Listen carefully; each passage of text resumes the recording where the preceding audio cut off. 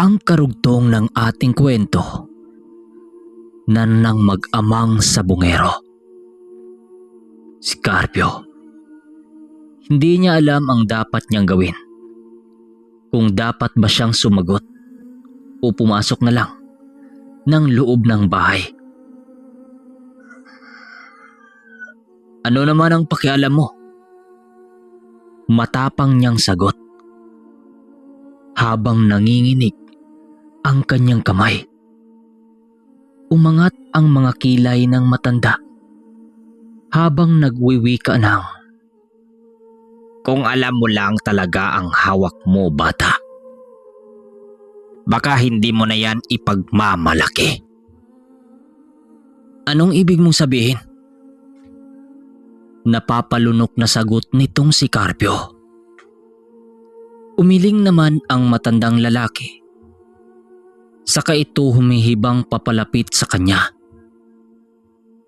Hindi mo ba naiisip kung bakit biglang lumitaw ang manok na yan? Hindi mo ba napapansin ang kakaibang pagbilis ng paglaki niya? At hindi mo ba nakita kung paano ito lumalaban kagabi? Di ba nakita mo? Dahil sa sinabi nito, napaatras naman ng bahagya itong si Carpio. Dahil papanong nalaman ng matanda ang tungkol sa laban kagabi.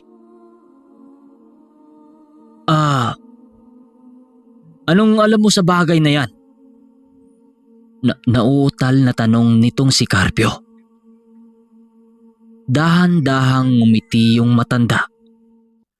Pero hindi ito normal na pagngiti. Sa isip-isip ni Carpio, puno ito ng sekreto o balabas. Ang nilalang na yan ay hindi pangkaraniwang. At kung hindi mo pa alam kung bakit at dapat ka pang matakot, wikang nakakakilabot ng matanda. Lalong kumabog ng malakas ang dibdib ni Carpio. Bago pa siya makasagot nito, bigla namang bumukas ang pinto at dito na lumabas si Pilo. Agad niyang napansin ang matanda at nang makita niya ito, napakunot ang noo nito. "Ano naman ang ginawa mo dito?" Wikang sabi ni Tatay Pilo. Humakbang paatras ang matanda. Ngunit hindi mawala ang ngiti sa kanyang pagmumukha. "Pinayuhan ko lang ang batang ito. Baka kasi hindi niya pa alam kung anong klaseng nilalang ang kanyang inaalagaan." Sagot naman dito ng matanda. Dahil sa mga sinabi nito, lalong nagduda itong si Carpio. Ano ba talagang sikreto nitong si Itim? Bakit takot ang matandang ito sa kanya? At higit sa lahat, sino ba talagang matandang ito? Wika niya sa kanyang isipan. Bago pa sumagot itong si Tatay Pilo, agad nang umalis ang matanda at agad naglakbay papalayo sa kanya. Ngunit may habilin ito. "Mag-ingat kayo dahil hindi lang kayo ang nakakaalam sa totoo." Huling wika nito. Sa paglayo nito, hindi pa rin makagalaw itong si Carpio. Napatingin siya kay Tatay Pilo na tila nag-iisip ng malalim. "Tay, anong gagawin natin?" Mahina niyang tanong sa kanyang ama. Matagal naman bago sumagot ang kanyang ama. Pero nang magsalita ito, may bigat ang tinig nito. "Kailangan natin dapat malaman ang katotohanan tungkol sa manok na hawak mo bago pa mahuli ang lahat? Sagot dito ng kanyang ama. Sa muling pagbisita naman ng matanda, nawala na ang anyo nito sa isang payapang tao. Ang dating malamig na mata nito ngayon ay napuno ng panggigigil at pananakot. Huling bisis ko nang alokin ka, bata. Ibigay mo sa akin ang itim na manok na yan at titigilan ko na kayo. Madiing pangakot dito ng matanda. Pero nagmamatigas itong si Carpio at sumagot pa ng, hindi mo ito makukuha. Kung ano man ang balak mo, hindi ako papayag. Matapang naman niyang sagot sa matanda. Dahil sa kanyang sinabi, napangisi ang matanda. Pero sa pagkakataong yon, hindi ito mapayapang pagngiti na tila puno ng puot at galit.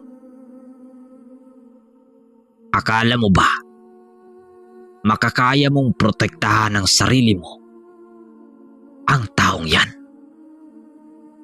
Sabay tingin kay Tatay Pilo na kanyang ama. Hindi mo ba alam ang pinasok mo, bata? Ang manok na yan ay hindi mapapasayo. Hindi mo pa naintindihan ang kapangyarihan na dala niya at kung ano siya. Matapang na wika naman dito ng matanda. Napatingin naman si Carpio doon sa itim na manok na nandun sa kulungan. Tila hindi natitinag sa presensya ng kausap nila. Pero bago pa sila makasagot, bigla namang sumingit si Tatay Pilo. Ikaw ang may kagagawan sa nangyari nung nakaraang gabi, hindi ba? Wika nito. Sandaling napatahimik ang matanda. Ngunit maya-maya pa ay tumawa din ito ng mahina. Dahan-dahan itong lumapit kay Carpio habang nakatitig sa kanya. Tama ka, tanda. Pinapapunta ko rito ang alagad ko para kunin ang itim na tandang na yan. Pero nagulat ako. Kaya palang lumaban ng engkanto na yan. At hindi malabong pagdating ng panahon, mismong kaluluwa ng batang ito ang kunin niyan bilang kapalit sa nagawa nito at ganyan katuso ang mga engkanto. Mariing wika nito. Nag-init ang kanyang dugo nang marinig niya ang katagang yon. Ano ka ba talaga? Isa ka rin ba sa kanila? Aswang ka rin ba? Singhal niya dito. Umiling naman ang matanda.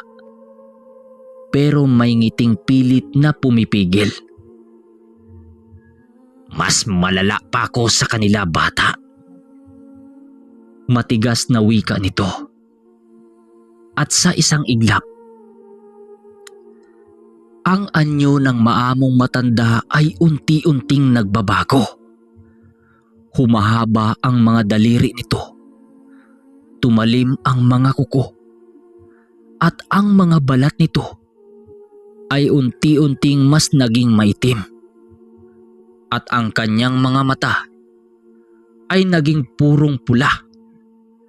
Parang nagliliyab ito sa galit. Napalunok na lamang ng laway itong si Tatay Pilo habang hinahawakan ang kanyang itak. Sinasabi ko na nga ba, anak? Hindi pangkaraniwang ang kaharap natin. Bulong naman ni Tatay Pilo. Muli namang nagsalita ang matanda. Subalit sa pagkakataong yon, mas humaba at tumalim ang kanyang tono. Kung hindi mo ibibigay sa akin ang manok na yan, pipilitin kitang gawin ang mga bagay na ito.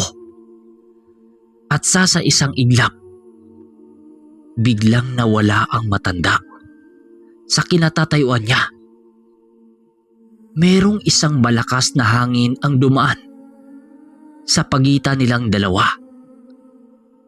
Nang mula sa kanilang likuran, isang malalim na tilaok mula sa itim na manok. Nakapwesto na ito sa harap ng pinaglagyan nito.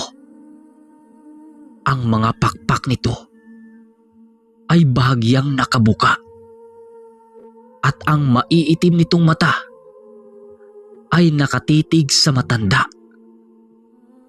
Dahil dito, ngumisi ang matanda. Mukhang alam na niya kung sino ang tunay niyang kalaban. At sa isang iglap, lumundag ito papunta sa itim na manok. Ngunit hindi na naghintay pa ang itim na manok. Sa bilis na hindi maabot ng mata, tumalon ito at sinalubong ang matanda sa ere. Isang malakas na kalabog ang narinig at kasabay ng pagyanig ng lupa. Halimaw laban sa engkantong manok at doon na nagsimula ang tunay na labanan.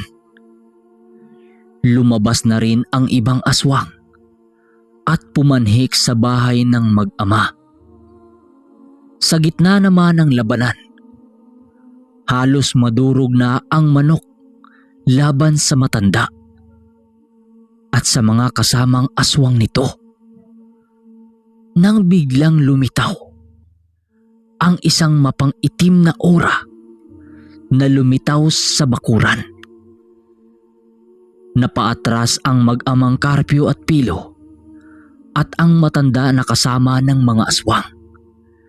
Biglang natigilan din dahil nakita nila ang mas demonyo pa sa kanilang mga anyo. At sa likod, lumitaw ang isang engkanto. Purong itim ito maging ang buhok at mga mata. Inigihit nito ang isang bilog sa ere gamit ang kanyang mga kamay. At sa isang iglap, dito napaatras ang mga aswang na tila may kung anong pumipigil sa kanila. Masong, matagal na kitang minamanmanan. Oras na upang tapusin ito.